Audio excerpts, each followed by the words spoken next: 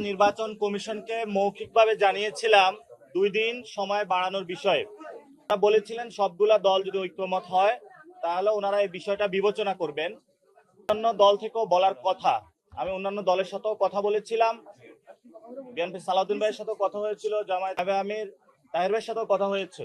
ওনারাও বলেছে এই বিষয়ে ওনারা পজিটিভ, কিন্তু বিড়ালের গল্প এই বিষয়ে হলো কেউ এখনো, কিন্তু আমরা মৌখিকভাবে ওনাদেরকে বলে আসছি।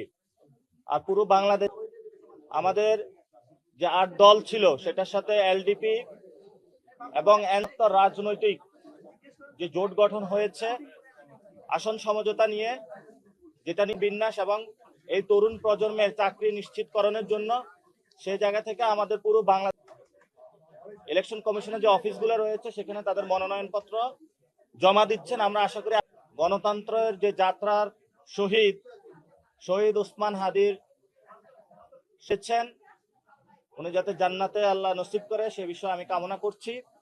সাথে সাথে এখনো আমরা বিচার প্রক্রিয়া কোনো সমাধানে আসতে পারি নাই।